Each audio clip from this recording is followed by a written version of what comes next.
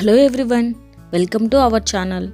ఈరోజు నేను మీకు జ్యూసీగా నోట్లో వేసుకుంటే కరిగిపోయేంత సాఫ్ట్ అండ్ పర్ఫెక్ట్ బాదుషాలను ఎలా తయారు చేయాలో చూపిస్తాను.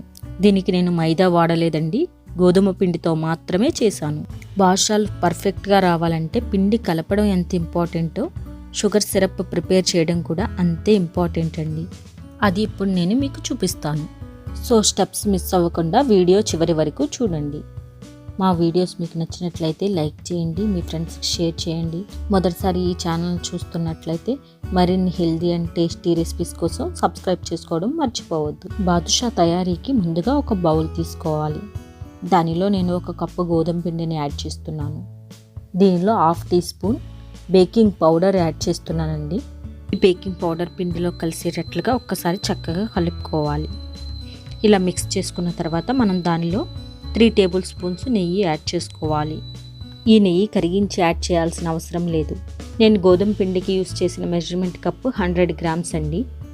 అంటే 100 గ్రామ్స్ గోధుమ పిండికి 3 టేబుల్ స్పూన్స్ నెయ్యి యాడ్ చేసుకోవాలి.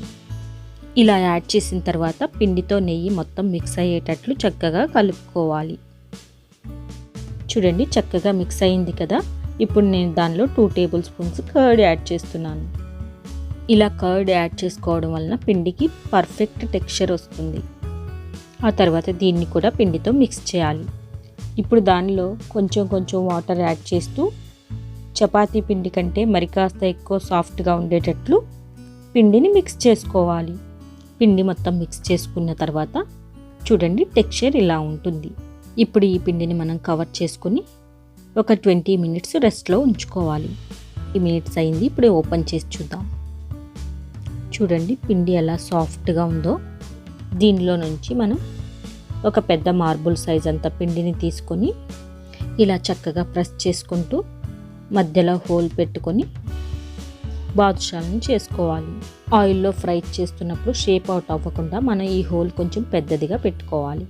ఇలా నేను అన్ని బాదుషాలను రెడీ చేసుకున్నాను. ఇప్పుడు మనం షుగర్ సిరప్ ప్రిపేర్ చేసుకోవాలి. దానికి స్టవ్ ఆన్ చేసుకొని బౌల్లో 1 కప్పు షుగర్ని యాడ్ చేసుకోవాలి. నేను గోధుమ పిండి తీసుకున్న కప్పుతోనే మెజర్ చేసుకున్నానండి. ఇప్పుడు ఈ షుగర్ తడిచేంత వరకు వాటర్ యాడ్ చేసుకోవాలి. ఇలా వాటర్ యాడ్ చేసుకున్న తర్వాత దానిలో కొన్ని డ్రాప్స్ నిమ్మరసం వేసుకోవాలి. టీ స్పూన్ క్వాంటిటీ నిమ్మరసం యాడ్ చేయొచ్చు. ఇలా యాడ్ చేయడం వలన షుగర్ సిరప్ రెడీ అయిన తర్వాత క్రిస్టలైజేషన్ అవ్వకుండా ఉంటుంది. ఆ తర్వాత దీనిలో నేను కొంచెం సాఫ్రాన్ కుంకుమ పువ్వు యాడ్ చేస్తున్నానండి. ఇది కలర్ కోసం యాడ్ చేశాను. ఇది పూర్తిగా ఆప్షనల్ అండి. మీ దగ్గర లేకపోతే వేయకపోయినా పర్లేదు. స్టవ్ని మీడియం ఫ్లేమ్లో ఉంచుకొని షుగర్ సిరప్ రెడీ చేసుకోవాలి. ఇది మనకి తీగపాకం అవ్వాల్సిన అవసరం లేదండి. షుగర్ అంతా మెల్ట్ అయ్యి వాటర్ కొంచెం థిక్గా అయ్యేటట్లు అవ్వాలి. చూడండి, మనం ఇలా చెక్ చేసినప్పుడు మనకి సిరప్ కన్సిస్టెన్సీ అర్థమవుతుంది. సరిగ్గా చెప్పాలంటే గులాబ్ జామున్ పాకం లాగా అవ్వాలి. ఈ సిరప్ మరీ ఎక్కువ థిక్గా అవ్వకూడదు. అప్పుడే మనకి బాదుషాలు జ్యూసీగా వస్తాయి.